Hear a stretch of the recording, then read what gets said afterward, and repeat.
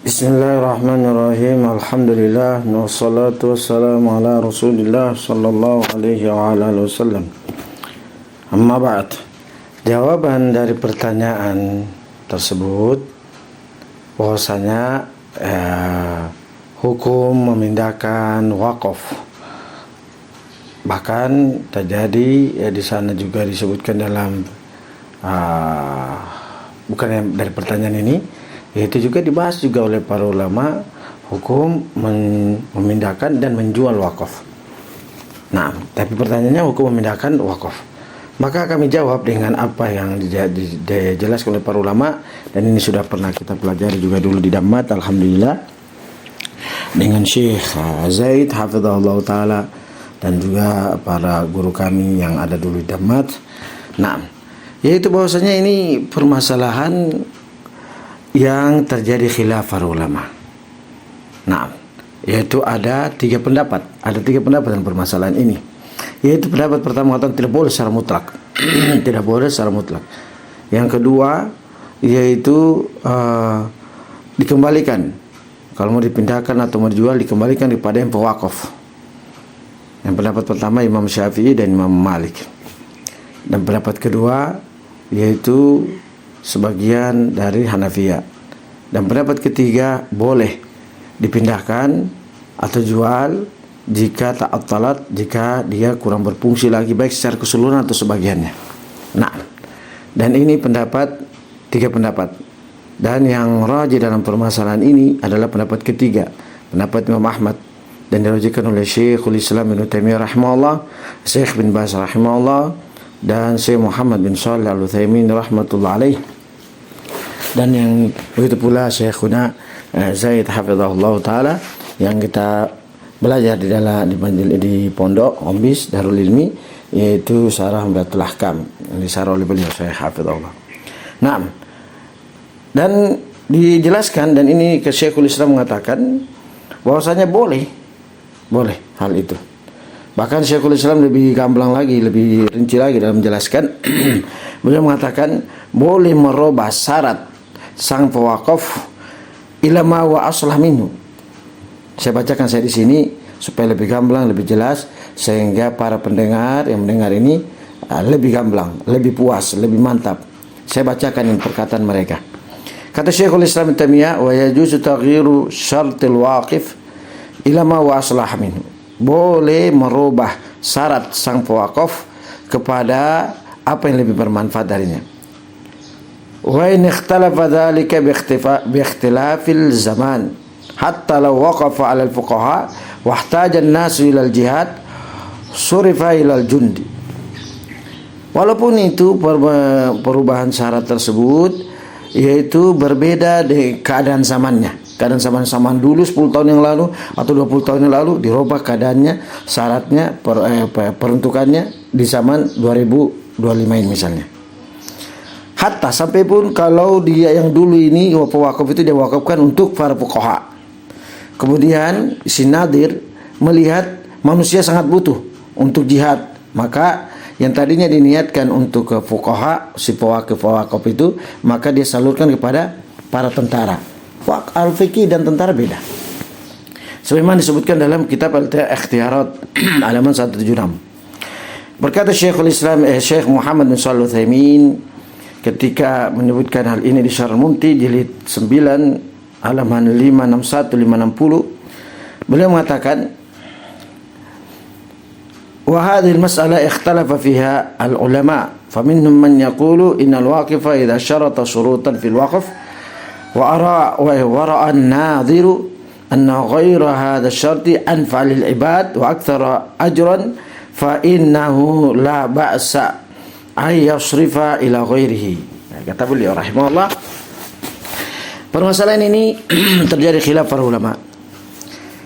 Nah, dan diantara mereka mengatakan bahwasanya yang mewakafkan, jika dia mensyaratkan beberapa syarat di dalam wakafnya, warang nadir, dan yang nadir yang diamanai untuk mengurus wakaf tersebut memandang bahwasanya selain dari syarat yang disebutkan ini anfa, lebih bermanfaat bagi hamba, wa aktsara ajran, dan lebih banyak pahalanya, fa innahu la ba'sa maka sesungguhnya tidak mengapa untuk dia merubahnya, mengalihkannya kepada selain apa yang disyaratkan oleh si wakaf. Nah, ini beliau panjang lebar menjelaskan situ. Naam, yaitu kata Syekh rahimahullah, ammal ladzina qalu bil jawaz fa yaquluna inna asal waqf lil bir wal ihsan fama kana abarra wa ahsan fa huwa anfa'u lil waqf. Adapun orang-orang yang mengatakan, para ulama mengatakan bolehnya memindahkan wakaf tersebut karena sesungguhnya asalnya wakaf itu untuk kebaikan dan berbuat ihsan, maka apabila pemindahan tersebut lebih baik dan lebih ahsan, maka dia lebih bermanfaat bagi memberikan wakaf.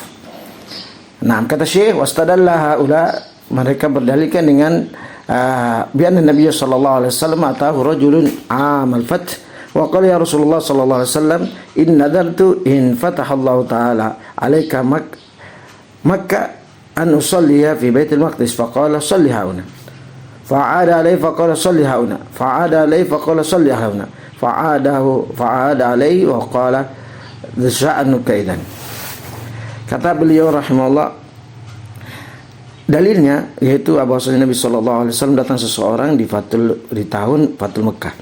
Dia mengatakan, ya Rasulullah sallallahu alaihi wasallam, sesungguhnya aku bernadar bahwasanya aku jika Allah membukakan menjadikan terjadi Fatul Mekah pada Anda, aku ingin sholat Baitul Maqdis. Maka Nabi sallallahu alaihi wasallam mengatakan sholat di sini, Masjid Nabawi. Kata atas Masjidil Haram. Beliau mengulangi lagi sahabat tersebut, saya mau sholat Masjidil Maqdis. Kata Rasul sallallahu alaihi wasallam, sholat di sini. Sampai 3 kali beliau mengulanginya, orang itu tetap 3 kali. Tapi kata Rasul sallallahu alaihi wasallam mengatakan, kalau begitu terserah Anda. Coba lihat. Nah, kata Syekh rahimahullah taala, wal waqfu syabihun bin nadr. Waqaf itu menyerupai nadar. Maka apabila Nabi sallallahu alaihi wasallam ajaza lin nadir ayang taqila ila al afdal fal waqifu kadzalik. Maka wakaf itu sama dengan nadar. Maka apabila Nabi sallallahu alaihi wasallam membolehkan bagi nadir untuk memindahkan, untuk berpindah kepada yang lebih afdal, maka wakaf juga begitu. Nah, yaitu hadzal qaul was sahih, dan inilah pendapat yang benar bahwasanya annahu yajuzu ay ghairu syartal waqif ila ma huwa afdal. Boleh untuk hal itu. Naam, dan inilah pendapat yang rajih bahwasanya boleh merubah syarat wakaf, pemberi wakaf kepada yang lebih afdal. Malam yakun wakaf ala muayyan, selama wakaf itu tidak tertunjukkan pada nama si fulan, untuk si fulan, untuk si fulan, tidak ada. Tidak namanya siapa-siapa. Nah, tidak ada ditujukan pada namanya siapa.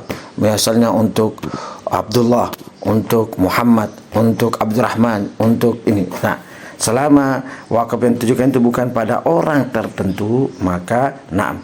Fa in kana waqf ala syakhsin muayyan lam yajuz sarfuhu ila jihatil afdal. Adapun jika wakaf itu ditujukan pada orang tertentu, namanya sudah pasti, maka tidak boleh untuk dia memalingkan pada yang lebih afdal, walaupun na'am, karena sudah ada namanya orang tersebut.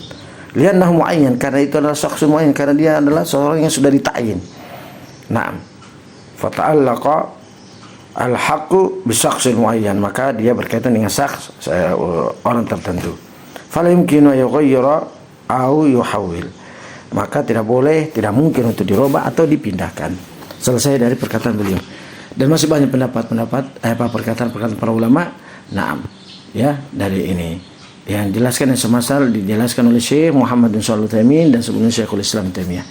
Jadi itu jawabannya. Sebenarnya masih banyak, tapi saya lihat ini sudah panjang menitnya. Tapi insyaallah saya cukupkan ya. Saya ini membaca langsung perkataan para ulama, terjadi khilaf permasalahan ini. Sebagaimana disebutkan Syekh Muhammad bin Shalih Al-Utsaimin, ada 3 pendapat.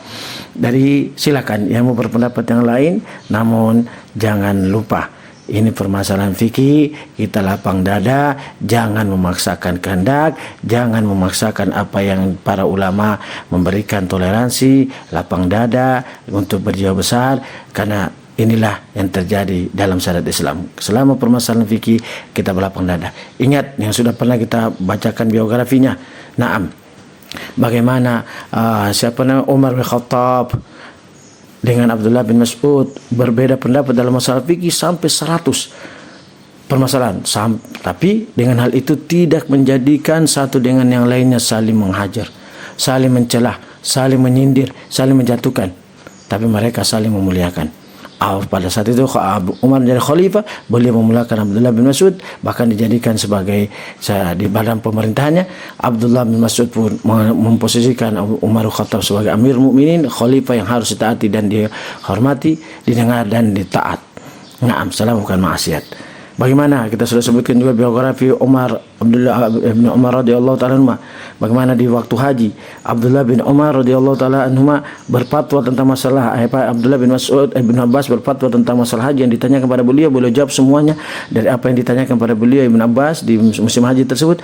Di saat itu pula, di musim itu pula, sebagaimana dikisahkan oleh Nafi bahwa Abdullah bin Umar juga menjadi mufti dan beliau membantah fatwa-fatwa Ibnu Abbas yang beliau fatwakan di musim haji tersebut ketika berfatwa tentang masalah haji di zaman yang sama dan di musim yang sama, musim haji.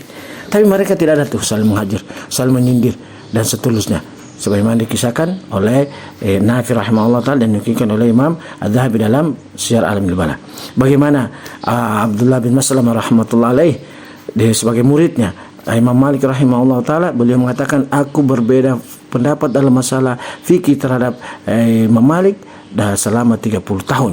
Namun aku menghafal Muwatta, kitabnya Malik, tidak ada yang terluputkan pada aku kecuali aku hafal apa isi Muwatta tersebut dan aku ajarkan. Lihatlah para ulama padahal berselisih pendapat dalam masalah fikih sampai 30 tahun. Ini yang penting untuk kita pahami, kelapangan dada, kedewasaan. Kedewasaan itu bukan hanya umur, kedewasaan itu juga masalah kedewasaan dalam memahami ilmu dan mengamalkannya. Semoga bermanfaat. Wallahu a'lam bishawab. Walhamdulillahirabbil alamin.